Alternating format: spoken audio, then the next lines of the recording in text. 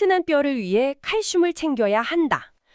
정말 귀에 못이 박히도록 들은 말이죠. 그렇죠. 저도 어릴 때 우유 마시면 키 큰다고 해서 억지로 마셨던 기억이 아직도 생생하거든요. 아, 다들 그런 기억 하나쯤은 있죠. 그런데 만약 우리가 정말 철석같이 믿어온 이 공식, 칼슘은 튼튼한 뼈다.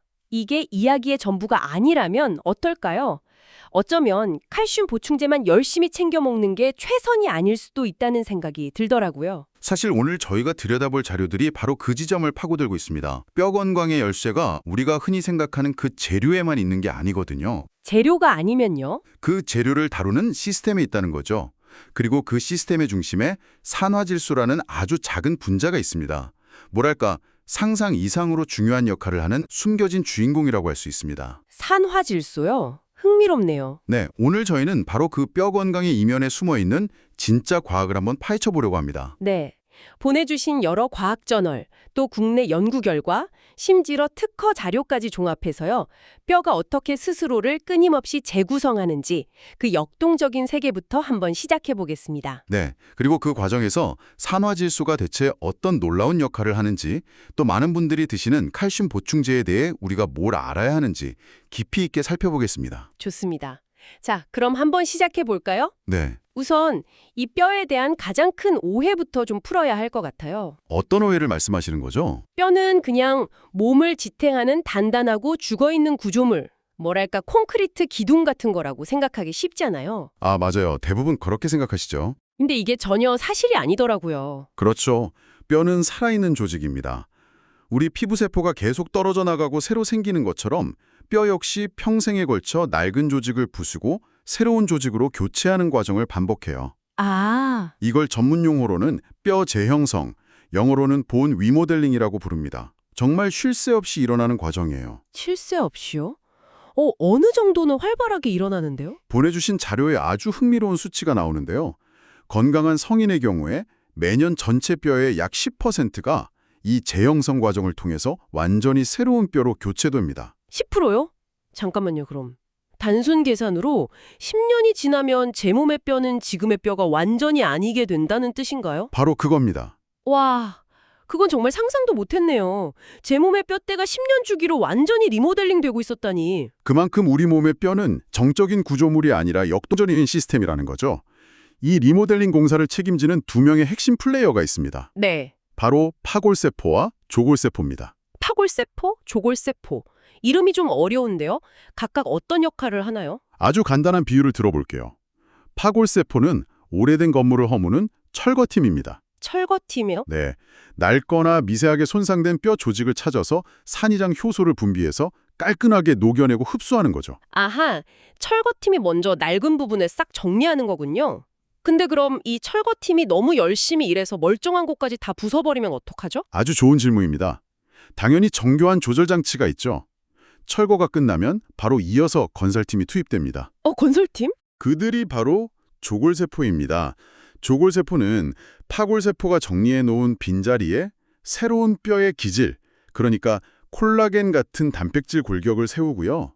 그 위에 칼슘과 인을 차곡차곡 쌓아서 단단한 새 뼈를 만드는 겁니다. 아, 그래서 건강한 뼈의 핵심은 이 철거팀의 파괴 속도랑 건설팀의 생성 속도가 완벽한 균형을 이루는 데 있습니다. 균형이 깨지면 문제가 생기는 거군요. 그렇습니다. 나이가 들거나 여러 가지 이유로 건설팀의 활약이 철거팀을 따라가지 못하게 되면 뼈의 양이 점차 줄어들고 내부가 엉성해지죠. 그게 바로 우리가 잘 아는 골다공증이 되는 거고요. 맞습니다. 알겠습니다. 철거팀과 건설팀의 균형 이해했습니다.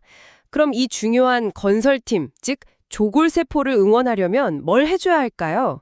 보통은 칼슘이나 비타민 D 같은 건축 자재를 넉넉하게 넣어주면 된다고 생각했는데 보내주신 JCI 임상 연구 저널 자료를 보니까 전혀 다른 이야기가 나오더라고요. 맞습니다. 건축 자재도 물론 중요하죠.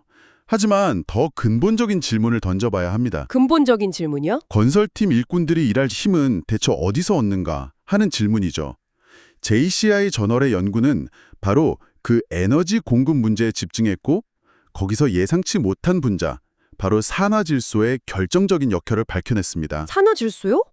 저는 그게 혈관을 확장시켜서 혈압을 조절하는 물질, 그 정도로만 알고 있었는데 뼈를 만드는데도 그렇게 중요하다니 정말 의외네요. 사실 많은 과학자들도 처음엔 그랬습니다. 그런데 연구를 해보니까 이 산화질소가 조골세포가 뼈를 만드는 전 과정에 아주 깊숙이 관여하고 있었던 겁니다. 와우. 그 메커니즘을 좀 쉽게 풀어볼게요. 우선 산화질소라는 물질은 아르기닌이라는 아미노산으로부터 만들어집니다. 일종의 원재료죠. 네, 아르기닌은 영양제로도 많이들 드시죠? 그렇죠. 그런데 우리 몸에서 이 아르기닌을 산화질소로 바꾸려면 일종의 전문 배달부이자 생산 기술자가 필요해요. 배달부요? 네. 그 역할을 하는 효소가 바로 ASL이라는 효소입니다. 이 ASL 효소가 아르기닌을 산화질소 생산 공장까지 정확하게 데려다주고 생산 과정에도 관여를 하는 거죠. 아, 그래서 만약 이 ASL이 부족하면 아르기닌이 우리 몸에 아무리 많아도 산화질소 공장까지 제대로 도착을 못해서 생산에 큰 차질이 생기는 겁니다. 그러니까 ASL은 아르기닌을 산화질소로 바꿔주는 필수적인 중간다리 역할을 하는 거군요. 정확합니다. 그럼 만약 이 ASL 효소가 부족해서 산화질소가 잘 안 만들어지면 우리 뼈의 건설팀인 조골세포에게는 구체적으로 어떤 일이 벌어지나요? 그 연구 결과가 아주 명확했습니다. 유전적으로 ASL 효소가 부족한 줄을 관찰했더니 조골세포가 제대로 성숙하지 못하고 기능도 현저히 떨어졌어요. 아, 정말요? 네, 뼈를 만드는 일꾼들이 훈련도 제대로 못 받고 막상 현장에 투입되어도 힘이 없어서 일을 못하는 상황이 벌어진 거죠. 결론적으로 산화질소가 부족하면 조골세포는 뼈를 만들 힘과 능력을 모두 잃게 되는 겁니다. 와, 정말 결정적이네요. 산화질소가 없으면 건설팀이 그냥 파업하는 거나 마찬가지군요. 그렇죠. 그렇다면 산화질소는 조골세포 안에서 정확히 무슨 일을 하길래 이렇게까지 중요한 건가요? 아까 에너지 공급이랑 관련이 있다고 하셨잖아요. 네, 바로 그 점이 이 연구의 핵심입니다. 우리 세포도 에너지를 만드는 방식이 여러 가지가 있는데 놀랍게도 뼈를 만드는 조골세포는요, 여러 에너지 대사 경로 중에서도 해당 과정이라는 특정 방식에 아주 크게 의존합니다. 해당 과정. 포도당을 이용해서 빠르게 에너지를 만들어내는 방식이죠. 그러니까 조골세포는 해당 과정이라는 에너지 공장을 주력으로 돌려서 뼈를 만드는 거군요. 맞습니다. 그리고 산화질소는 바로 그 해당 과정이라는 에너지 공장을 활성화시키는 메인 스위치 역할을 합니다. 스위치요? 네, 실제 실험 데이터를 보면 산화질소가 부족한 조골세포는 해당 과정에 관련된 핵심 유전자들의 발현이 눈에 띄게 감소했어요. 에너지 공장이 거의 멈춰버린 거죠. 와, 비유하자면 건축자재인 칼슘은 창고에 가득 쌓여 있는데 정작 일꾼들인 조골세포가 밥을 못 먹어서 벽돌 하나 들림도 없는 상태가 된 겁니다. 와, 그 비유가 정말 확실하게 와닿네요. 에너지가 없으니 뼈를 만들고 싶어도 만들 수가 없는 상황. 바로 그겁니다. 정말 결정적인 증거네요. 여기서 더 흥미로운 사실이 하나 더 있습니다. 연구진들이 이렇게 기능이 저하된 세포에 스냅이라는 물질을 투여했어요. 스냅이요? 네, 인공적으로 산화질소를 공급해주는 물질입니다. 그랬더니 놀랍게도 멈춰있던 해당 과정 기능이 다시 회복되기 시작했습니다. 아, 진짜요? 네, 에너지 공장이 재가동된 겁니다. 이것은 산화질소가 조골세포의 에너지 생산을 직접적으로 조절해서 뼈를 만들도록 돕는다는 아주 명확한 증거가 되는 거죠. 자, 그럼 지금까지의 이야기를 종합해보면 뼈는 계속 리모델링 되고 이 과정에서 뼈를 만드는 조골세포가 중요한데 이 조골세포가 일하려면 해당 과정이라는 에너지 공장을 돌려야 하고 그 공장의 스위치를 켜는 게 바로 산화질소다. 네, 맞습니다. 이야기가 이렇게 복잡하게 얽혀 있다면 단순히 뼈가 약해졌으니 칼슘을 먹자는 접근법은 어쩌면 너무 단순한 생각일 수도 있겠어요? 바로 그 지점에서 우리가 꼭 짚고 넘어가야 할 국내 연구 결과가 있습니다. 보내주신 자료 중에 고려대학교 안암병원 김신곤 교수팀이 국민건강보험공단 데이터를 분석한 대규모 연구입니다. 대규모 데이터라면 신뢰도가 높겠네요. 어떤 내용이었나요? 골다공증 환자들의 데이터를 쭉 추적 분석했습니다. 그 결과가 상당히 충격적입니다. 충격적이요. 칼슘 보충제만 단독으로 복용한 그룹은 아무것도 복용하지 않은 그룹에 비해 심혈관 질환 발생 위험이 약 1.54배 높았습니다. 네, 1.54배요? 특히 심장의 혈액 공급이 원활하지 않아 생기는 허혈성 심질환 위험은 약 1.89배까지 높게 나타났습니다. 잠시만요. 1.89매요? 그건 정말 충격적인데요. 뼈에 좋으라고 먹는 칼슘 보충제가 오히려 심혈관 질환 위험을 높인다니. 이건 전혀 다른 문제라고 생각하잖아요, 보통. 그렇죠. 왜 그런 현상이 나타나는 걸까요?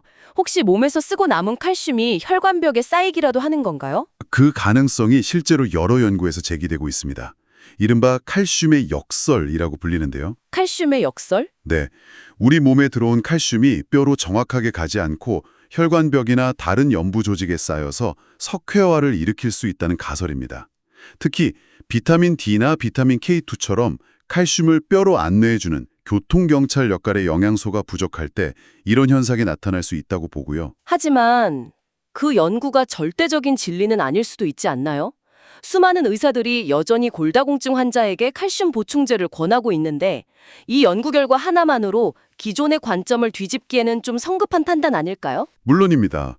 그래서 이 연구의 가장 중요한 부분을 말씀드려야 합니다. 아주 결정적인 단서가 있거든요. 단서요? 칼슘과 비타민 D를 함께 복용한 환자군에서는 이러한 심혈관 질환 위험 증가가 나타나지 않았다는 사실입니다. 아, 그게 핵심이군요. 네, 그러니까 칼슘 자체가 나쁘다는 게 아니라 시스템의 다른 요소들과의 균형을 고려하지 않은 칼슘 단독 섭취가 문제가 될 수 있다는 거네요. 정확합니다. 단순히 원료인 칼슘만 들이붓는다고 해결되는 게 아니라 비타민 D처럼 시스템 전체가 잘 작동하도록 돕는 다른 요소들과의 시너지가 정말 중요하다는 걸 보여주는 강력한 증거네요. 맞습니다. 단순히 벽돌만 잔뜩 쌓아둔다고 저절로 튼튼한 집이 지어지는 게 아니죠. 일꾼들이 활기차게 일할 수 있는 충분한 에너지, 또 자재를 제자리에 옮겨주는 운송 시스템이 모두 조화롭게 작동해야 하는 겁니다. 그럼 오늘 논의를 뒷받침하는 다른 과학적 증거들도 좀 더 살펴볼까요? 아까 말씀하신 JCI 저널 연구가 동물 실험 말고 다른 것도 있었다고요? 네, 그 점이 이 연구의 신뢰도를 아주 높여주는 부분입니다. 동물 실험뿐만 아니라 인간 세포 실험도 병행했습니다. 인관세포요? 네, 실제로 산화질소 결핍 질환을 앓고 있는 환자에게서 직접 세포를 얻어서 실험을 했는데요. 역시나 이 환자의 세포들은 정상인에 비해 조골세포로 분화하는 능력과 해당 과정 기능이 현저히 떨어져 있었습니다. 실제 인간 환자의 세포에서도 동일한 현상이 관찰되었다는 건 이게 그냥 실험실 속의 이야기가 아니라는 뜻이겠네요. 그렇죠. 여기서 한 걸음 더 나아가서 이 질환을 가진 사람들의 실제 임상 데이터를 분석해 봤습니다. 그랬더니 실제로 일반인보다 골밀도가 낮을 확률이 통계적으로 유의미하게 높다는 사실까지 확인했습니다. 아, 즉 산화질소 부족이 조골세포 에너지 생산을 저하시킨다는 이 세포 수준의 발견이 실제 인체의 골밀도 저하라는 현상과 직접적으로 연결된다는 것을 증명한 셈입니다. 그렇군요.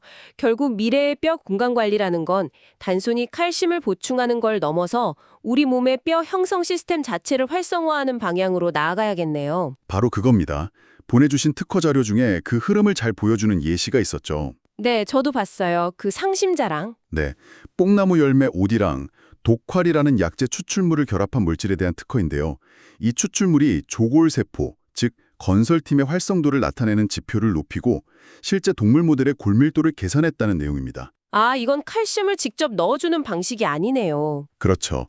이게 바로 오늘 저희가 이야기한 흐름과 정확히 일치하는 접근법입니다.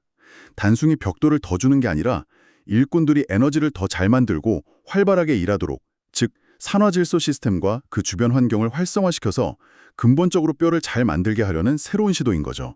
오늘은 정말 흥미로운 여정이었습니다. 칼슘은 뼈다라는 단순한 공식을 넘어서 우리 몸의 가장 기본적인 세포 에너지 대사에서부터 시작해서 산화질소라는 작은 신호 분자를 거쳐 뼈 건강 전체를 아우르는 거대한 그림을 본 것 같아요. 네, 우리 몸이 얼마나 정교하고 복잡한 시스템으로 움직이는지 다시 한번 깨닫게 되죠. 맞아요. 여기서 마지막으로 한 가지 중요한 질문을 던져볼 수 있습니다. 네. 우리는 오늘 산화질소라는 단일 분자가 세포의 에너지 대사를 조절함으로써 뼈 전체의 건강에 얼마나 근본적인 영향을 미치는지 확인했습니다. 그렇다면 우리가 건강에 대해 당연하게 여겼던 다른 믿음들, 예를 들어 근육에는 단백질, 눈에는 비타민 A 같은 공식들 중에도 이처럼 중요한 기저의 신호 전달 체계나 에너지 시스템을 간과하고 있는 것은 아닐까요? 아, 정말 생각해 볼 만한 지점이네요. 단순히 재료만 채워 넣는 게 전부가 아닐 수 있다는 거군요. 네, 진정한 건강이란 단순히 특정 영양소를 채우는 것을 넘어 우리 몸을 구성하는 수십 쪽의 세포의 근본적인 과정들이 최적으로 기능하도록 돕는 것에서 시작될 수 있다는 점을 시사합니다. 어쩌면 우리는 너무 오랫동안 숲을 이루는 나무 하나하나에만 집중한 나머지 그 나무들이 건강하게 살아 숨쉬게 하는 토양과 공기의 중요성을 잊고 있었는지도 모릅니다.